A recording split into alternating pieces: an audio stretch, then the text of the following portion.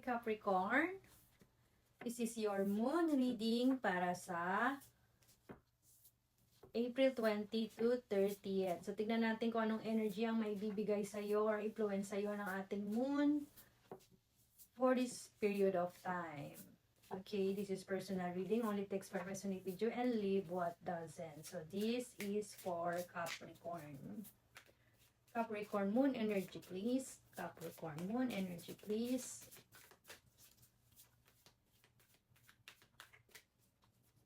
Capricorn moon energy, please. You and your loved ones are safe. Wow. Adjustment are required. Oh, you have Cancer and the quarter moon. Wow. Anong adjustment to? No? So, nakikita ko rito mukhang something na may focus ka. Focus ka sa sa'yo at sa loved ones mo, siguro. No? But very nice energy, no? You have sinasabi rito, everything is safe naman sa'yo. Kailangan lang ng konting adjustment. Okay? Yes. You have the Two of Pentacles. No ba siya kaagad? Isa pa. Kuha pa tayo isa. The King of Swords. So, the King of Wands. The Three of Pentacles. Social, no? Something. Two of Pentacles. The King of Swords. So, nakikita ko dito, maaaring mag-focus ka sa iyong sarili or routine mo. No? Focus ka sa iyong sarili at routine mo because of kay King, dalawa yung King mo dito actually. No? Focus ka sa iyong sarili at sa iyong routine or kalusugan maybe. No? Because you have the balance, okay. When it comes to yes, dahil ito is moon reading to, yes, focus ka ngayon sa iyong sarili at kalusugan. Magandang balita, Capricorn, finally. At nakikita ko meron ka ring mga bagong makakatulong sa'yo. Something in social yung nakikita ko dito. Siguro magiging parang productive ka. So, let me say, no, merong mga material na bagay kang makukuha for this week na makakatulong sa'yo upang mas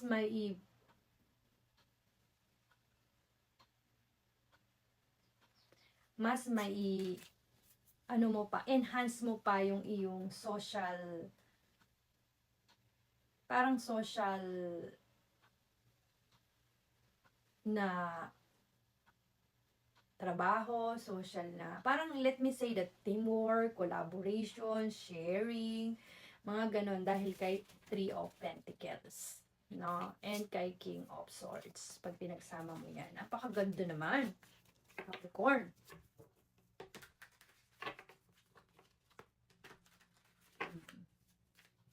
Let me see kung ano pang, let me see. The Temperance, the Page of Cups, wow, the Judgment, the King of Pentacles, Capricorn, there you go. Wow, renewal, financial gain, long-term investment, no, creativity, yes, no, when it comes to your social circle, no, yung mga ideas mo, meron kang matatanggap na anything or meron kang makukuha na anything na tutulong sa'yo upang ma-enhance mo pa yung iyong creativity kung sa trabaho man yan, no? But when it comes sa talking about you, you're going to focus on yourself and your health. Ang ganda, Capricorn. Ang ganda. Okay, so that's your moon personal reading for April 22, 30th, and let's move to the next sign.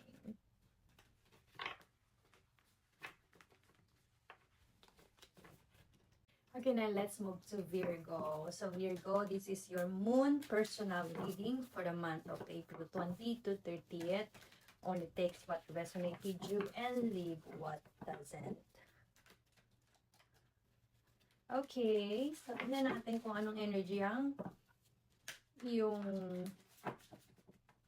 moon for the period of time no, of our reading. Okay, Virgo. Virgo.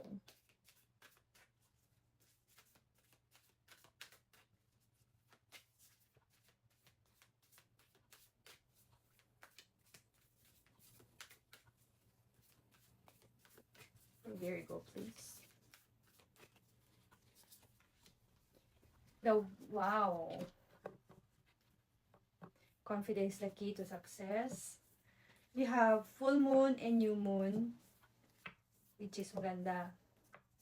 No? Full moon in Libra is about balance as well. Win-win outcome if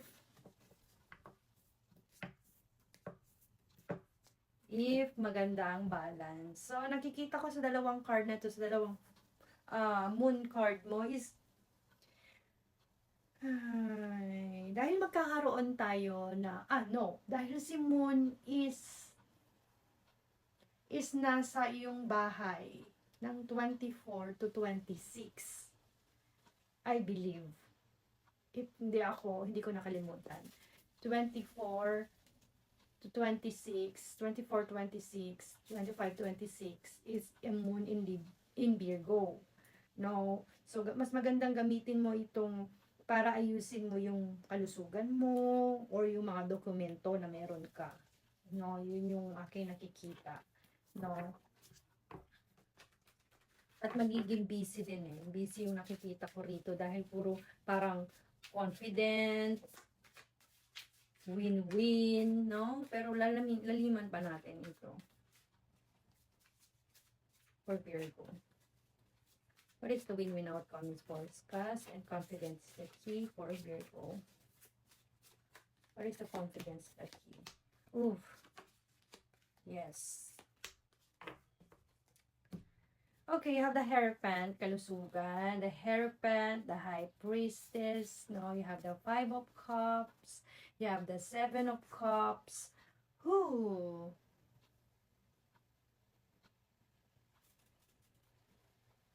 Merong pagbabago sa iyong career path. No. May mga pagbabago.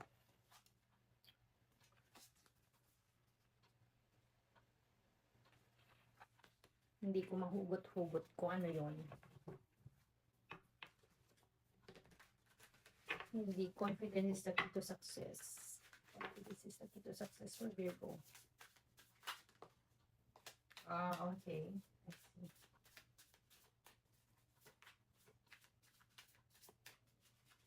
I see. That is why.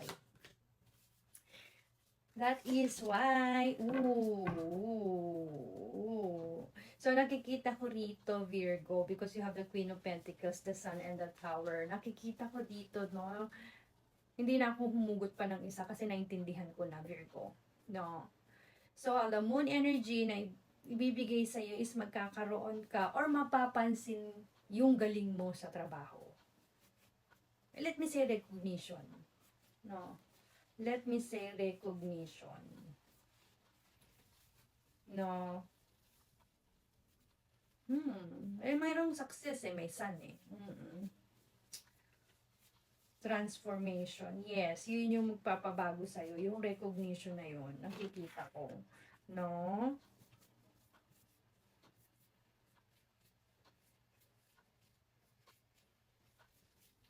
Maganda ka lang sa pagiging flexibility mo dahil change yun eh, transformation. Maging handa ka lang sa ano na yon. Sana all may recognition this April. Hindi mo pa siya alam, hindi mo pa siya, biglaan siya, baby. Akala mo na parang, ano ba yan, hindi ko naman ini-expect yan ngayon. No. Kaya pala nakikita ko dito is parang busy. So, ingatan mo, mag-focus ka ngayon muna ngayong buwan bago hanggang katapusan sa iyong kalusugan at sa mga dokumento mo. Dahil sinasabi ni Moon energy sa'yo na maaaring makatanggap ka ng recognition. Okay, ang ganda. Okay, that's your reading. Energy moon reading. Virgo. And let's move to the next sign. Okay, now let's move to Taurus. Taurus, this is your season. Happy birthday, Taurus. Happy birthday to all our Taurus out there. So this is your moon personal reading for the month of April 20 to 30th. Only takes what resonates with you and leave what doesn't. Tignan natin kung anong energy ang magkakaroon ka for the period of this reading, or it might na lumampas pa doon. Okay, so let's see. For Taurus.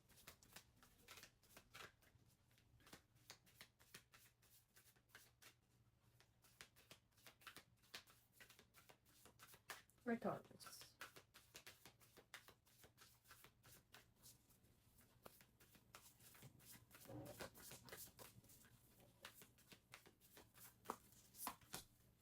Confident is the key again. Busy, busy.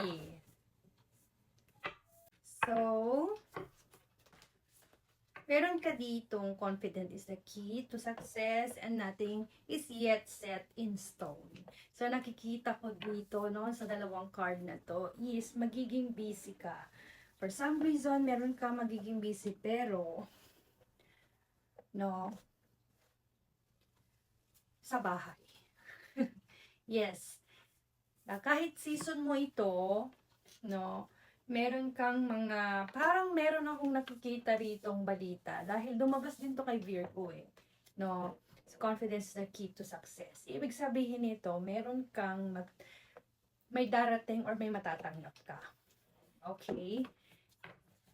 Hindi pa dumarating, pero nakasulat na sa bato. Nothing is yet set in stone.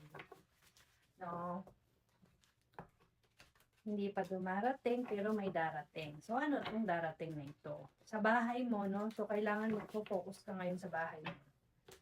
Ano ito? So, doon tayo magdidig kung ano ito mo. For Taurus. For Taurus.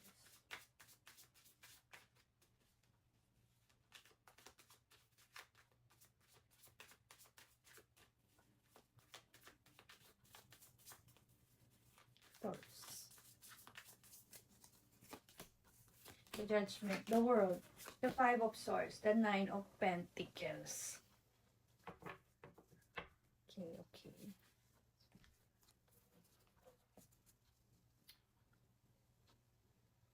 May mga pagbabago sa iyong financing, no? Pera. No, may mga pagbabago kang nakikita rito. Yun ang gusto ni Angel Gabriel. Judgment. No, it's about something you have to change. No, parang awakening, Taurus.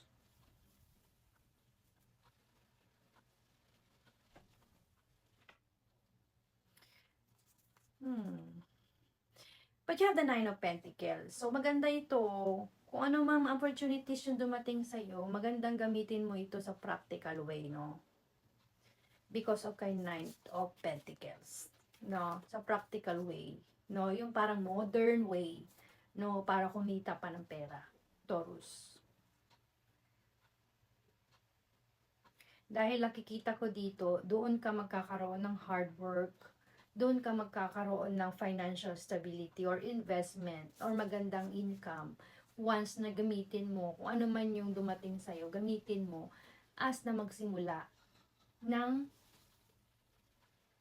modern modern way of earning money. Yes, because of kay Nine of Pentacles, no? Ingat lang na wag kang masyadong maging aggressive, no? Or makipag-argue man sa family member mo. Ingatan mo because of kay Five of Swords, no? I see. At ingatan mo din siguro yung, mali tayo card, sorry po. Ingatan mo din yung ano, no? Yung impulsive na gastos. Dito, Taurus. Mo. Gamitin mo sa investment mo, magsimula ka ng kung ano man yung matanggap mo, no? May matatanggap ka daw eh. No, may matatanggap ka daw. The Sun, see? The Chariot, wow. Disiplina ang kailangan for success, for your willpower. Self-discipline and focus daw. Wow. Ang dami lumabas. Yes, self-discipline, the High Priestess. No? Yes, ingatan lang ang mga impulsive na gamit. May lumabas si Devil sa'yo. Devil is about obsession on material things, no? Addiction on material things, materialism, control, no? Ingatan mo lang yon, no? And keep manifesting because you have the Magician and the High Priestess. Taurus. Yes, so that's your reading. Yan yung energy moon mo hanggang sa end of this month. Taurus. So, may darating. Tingnan mo na lang. Let me know kung ano yon. Let me know in the comment section kung ano yon, no? Paalam mo din naman sa akin, no? Sabi nga nila, sharing is caring. So, i-share nyo sa akin kung naka-resonate or nangyari sa inyo, no? Alright, so, let's move to the next sign.